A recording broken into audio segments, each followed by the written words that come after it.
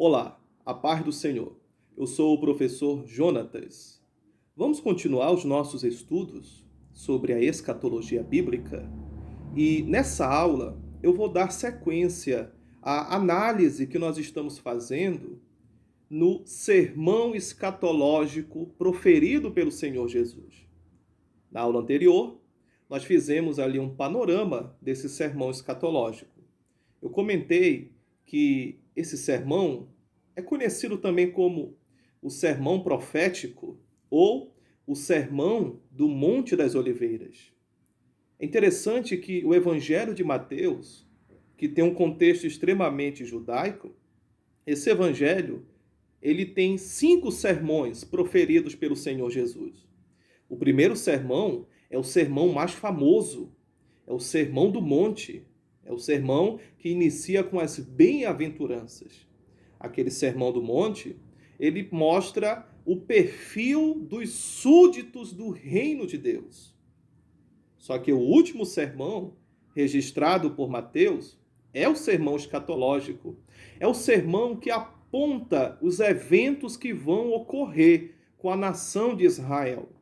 O sermão escatológico, eu vou reiterar aqui, irmãos, eles não são eventos direcionados para a igreja.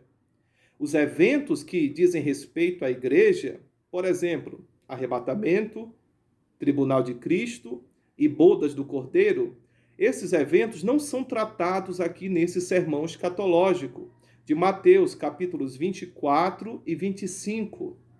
Por quê? Porque estes eventos dizem respeito à igreja. Só que os eventos que estão aqui nesses capítulos dizem respeito exclusivamente ao povo de Israel, à nação de Israel, aos judeus. É preciso deixar isso bem claro. Outro ponto interessante.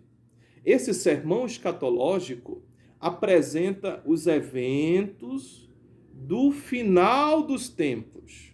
Se eu quero entender como a história da humanidade vai encerrar, eu preciso ler o sermão escatológico do Senhor Jesus.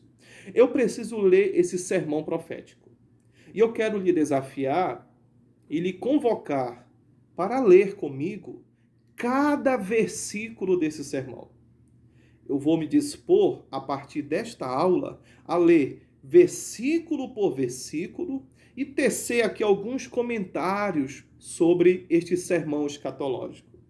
Venha comigo, pegue caneta, pegue caderno, faça as suas anotações, deixe suas perguntas também aqui nesse canal e nós vamos estudando, examinando e analisando esse sermão escatológico. Só que esse sermão, ele foi proferido dentro de um contexto. O capítulo 23 do Evangelho de Mateus nos apresenta o Senhor Jesus dentro do templo de Jerusalém. O templo era o epicentro teológico religioso de Israel. O templo representava a presença de Deus ali naquela nação. E o capítulo 23, o Senhor Jesus está dentro do templo ensinando.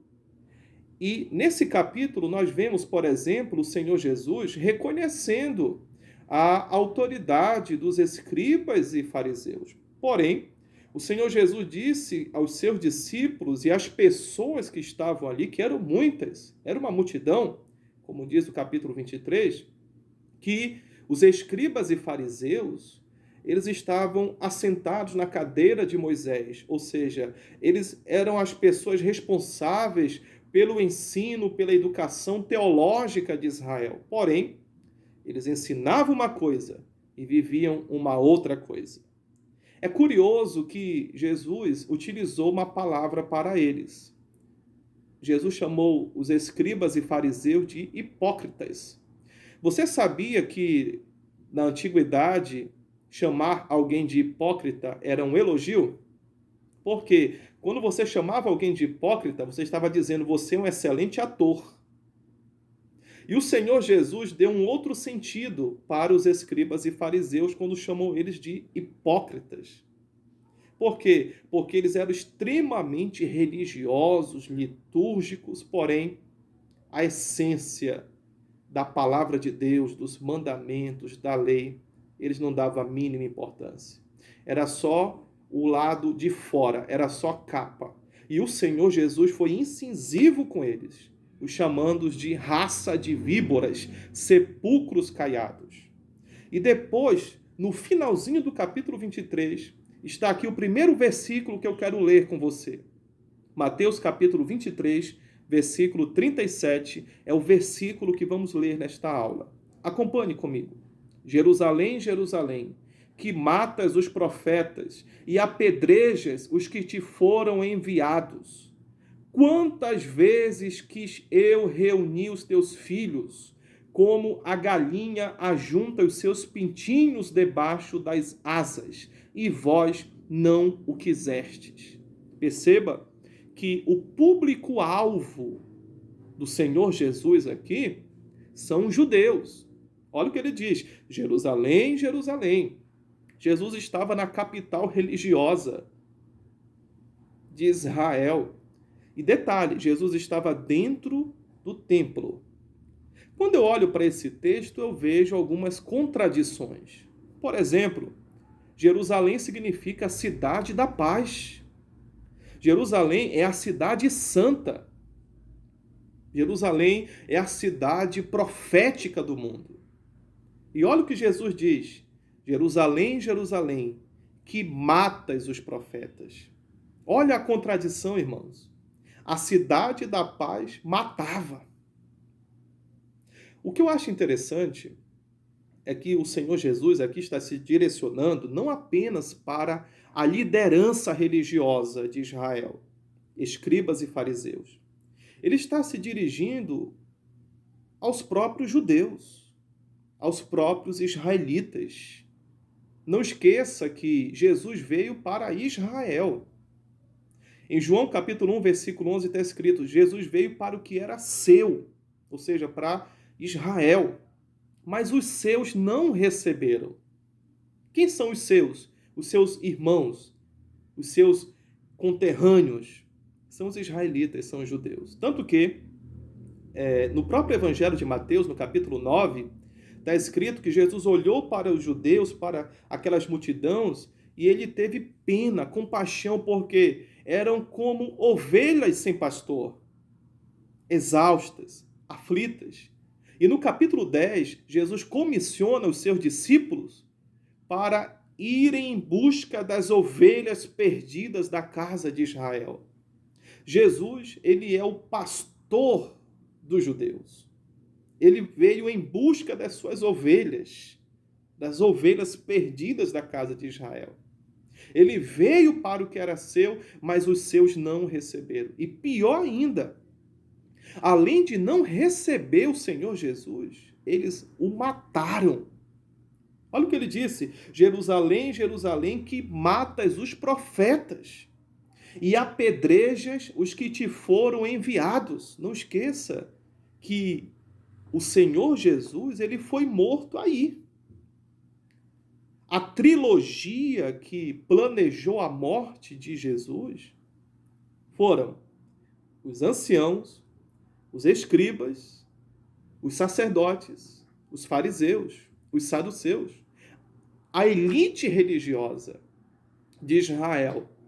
Se você lê Mateus capítulo 16, tem ali uma trilogia que planejou a morte de Jesus. É interessante que quem planejou a morte de Jesus não foi o Império Romano, não foi Pilatos, pelo contrário, Pilatos quis soltar o Senhor Jesus. Não encontrou nenhum crime nele. Você pode ler isso em João capítulo 18. Jesus não teve nenhum problema com Herodes. Jesus não teve nenhum problema com César, com o Império Romano. Jesus teve problema com o povo da religião, o povo que interpretava as Escrituras. Os escribas e fariseus tinham o povo na mão deles. Eles controlavam. Lucas diz que os fariseus eles eram avarentos. É por isso que João, capítulo 10, versículo 10, diz que o ladrão veio roubar, matar e destruir. O ladrão ali não é o diabo, irmãos. Pode ler o capítulo 10, você vai ver que o ladrão ali se refere à liderança religiosa de Jerusalém, de Israel, os escribas e fariseus. O ladrão ali que veio roubar, que Jesus também chama de mercenário. Mercenário.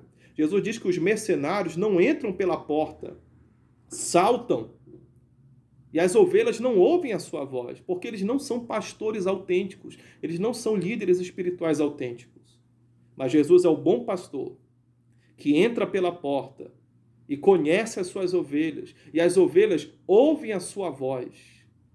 As ovelhas ali que Jesus menciona são os judeus, os israelitas.